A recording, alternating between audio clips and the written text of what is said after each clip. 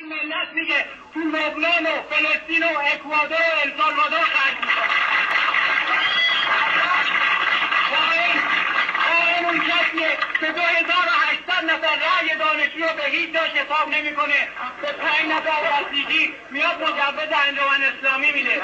خائن اون کسیه که نشریات دانشجویی رو که حداقل پولیه که دولت داره میده 10,000 تومان 20,000 تومان به هیچ جای این دانشگاه نمیرسه، ولی همین هم از نشریات دانشجویی دریغ میکنه. آقایون 2000 تا 2000 تا نشریه میزنن.